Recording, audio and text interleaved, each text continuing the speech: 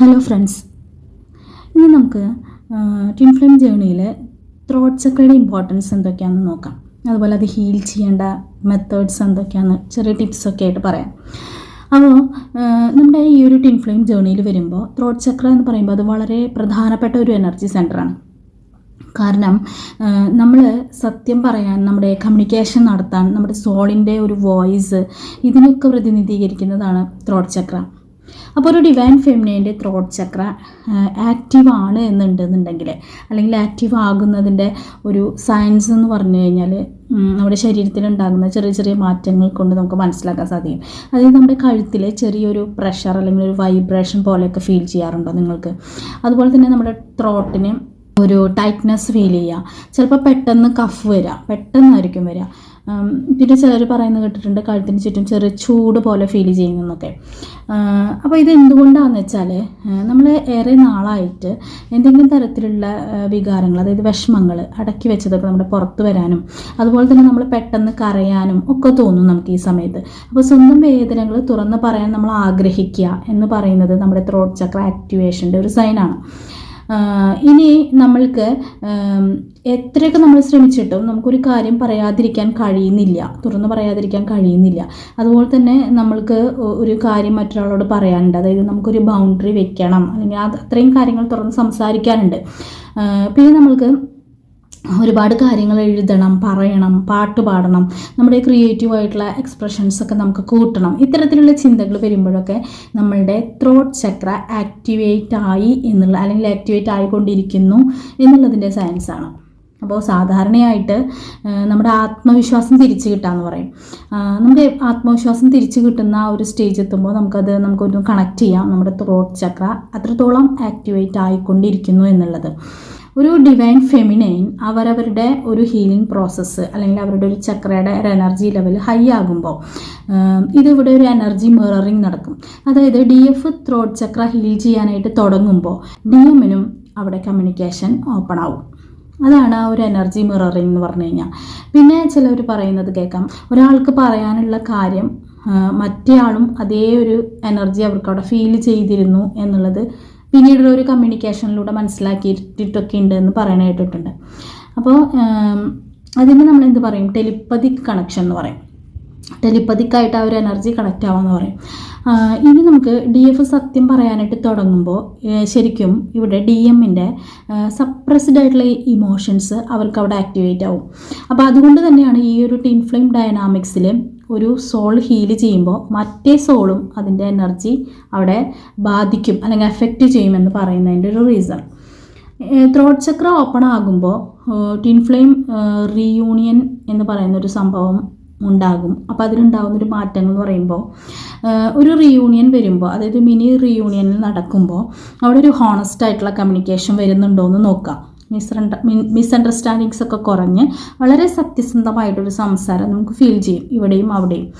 അപ്പോൾ അതൊരു ഹോണസ്റ്റ് ആയിട്ടുള്ള കമ്മ്യൂണിക്കേഷൻ ആണെങ്കിൽ നമുക്ക് മനസ്സിലാക്കാം നമ്മുടെ ത്രോട്ട് ചക്ര ഓപ്പൺ ആയതിൻ്റെ ഒരു സൈനായിട്ട്. ഇമോഷണൽ ഹീലിംഗ്, അതായത് പഴയ വേദനകളെല്ലാം പരസ്പരം തുറന്ന് സംസാരിക്കാൻ കഴിയുന്നുണ്ടെങ്കിൽ, അതായത് ഗിൽറ്റ് അങ്ങനെയുള്ള പല കാര്യങ്ങളെക്കുറിച്ചും അത് ശ്രദ്ധിക്കുക റീയൂണിയൻ ടൈമിൽ.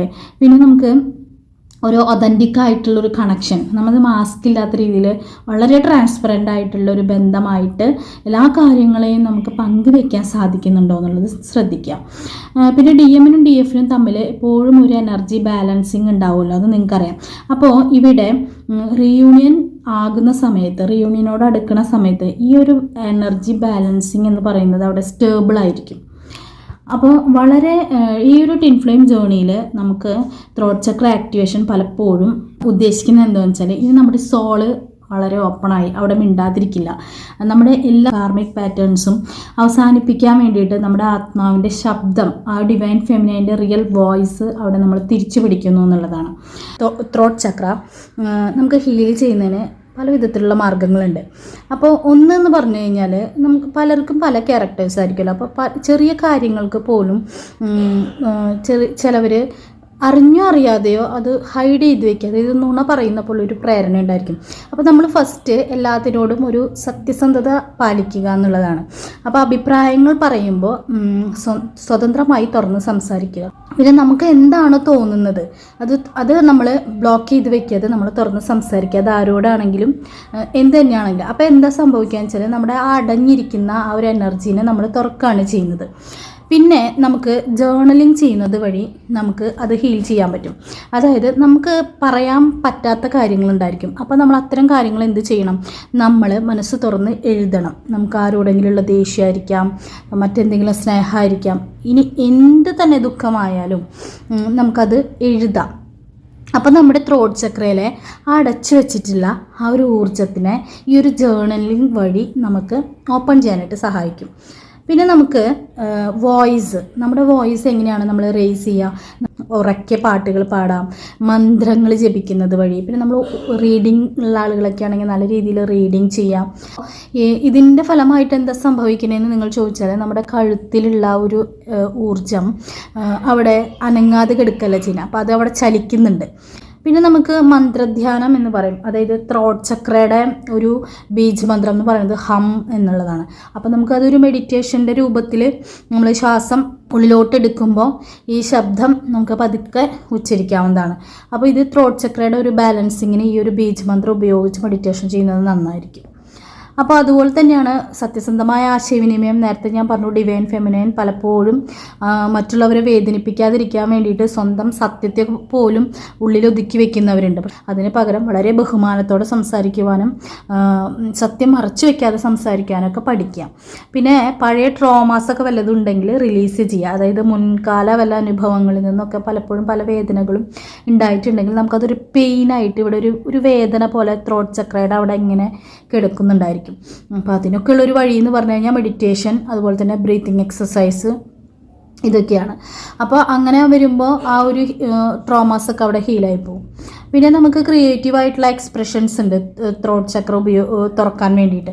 അതായത് നമുക്ക് പോയിട്രി ഒക്കെ ഇഷ്ടമുള്ള ആളുകളൊക്കെ ആണെങ്കിൽ പോയിട്രി, ഞാൻ കൂടുതൽ സിങ് ചെയ്യുമായിരുന്നു. അപ്പോൾ പാട്ട് പാടാം. അങ്ങനെ ഓരോരുത്തർക്കും ഓരോ കഴിവാണല്ലോ, സ്റ്റോറി ടെല്ലിങ്. അപ്പോൾ എന്തെങ്കിലും ക്രിയേറ്റീവായിട്ടുള്ള സൈഡ് ഉണ്ടെങ്കിൽ അത് യൂസ് ചെയ്യുക. അപ്പോൾ അത് നമ്മുടെ ആത്മാവിൻ്റെ ആ ഒരു സോളിൻ്റെ വോയിസ് പുറത്തേക്ക് വരാനായിട്ട് നമ്മളെ ഹെൽപ്പ് ചെയ്യും. പിന്നെ കോൺഫിഡൻസ് ഉണ്ടാവാം. ഇപ്പോൾ നമ്മുടെ ത്രോട്ട് ചക്ര ബ്ലോക്കേജ് പലപ്പോഴും നമ്മുടെ ശബ്ദത്തിനെ അടച്ചു വയ്ക്കും ആ ഒരു സമയത്ത്. അപ്പം നമ്മുടെ കോൺഫിഡൻസിനെ തന്നെ അത് ബാധിക്കുന്നുള്ളതാണ്. അപ്പോൾ നമ്മൾ തന്നെ നമ്മുടെ കോൺഫിഡൻസ് ക്രിയേറ്റ് ചെയ്യുക. എൻ്റെ ശബ്ദം വളരെ ഇമ്പോർട്ടൻ്റ് ആണ്, പ്രധാനപ്പെട്ടതാണ്, അത് ഞാൻ തന്നെ സ്വയം അംഗീകരിക്കണം, അത് നമ്മൾ തന്നെ അതിനുവേണ്ടി ശ്രമിക്കാം. അപ്പോൾ ഒരു ഡിവൈൻ ഫെമിനൈൻ്റെ ത്രോട്ട് ചക്ര ഹീലിംഗ് എന്ന് പറയുന്നത് പലതരത്തിലുള്ള ആണ് നടക്കുക. അപ്പോൾ അങ്ങനെ ഒരു ബ്ലോക്കേജ് വരുമ്പോൾ അതിൻ്റെ അർത്ഥം എന്ന് പറയുന്നത് നമ്മളുടെ ഉള്ളിലുള്ള ആ വിഷമങ്ങളൊക്കെ നമ്മുടെ ആത്മാവ് അല്ലെങ്കിൽ നമ്മുടെ ആ സോള് പുറത്തേക്ക് വിടാൻ ആഗ്രഹിക്കുന്നു. അതിൽ നിന്നൊരു നീതി ലഭിക്കണം എന്നുള്ളത്, തൻ്റെ ശബ്ദം അത്രയും ഉറക്കെ പുറത്തോട്ട് വരേണ്ടതുണ്ട് എന്നുള്ളതാണ് നമ്മുടെ ആ സോൾ തരുന്ന ഇൻഫർമേഷൻ എന്ന് പറയുന്നത്. അതാണ് അതിൽ നിന്ന് മനസ്സിലാക്കേണ്ട ഒരു കോറായിട്ടുള്ള കാര്യം. Thank you, universe. Thank you, divine.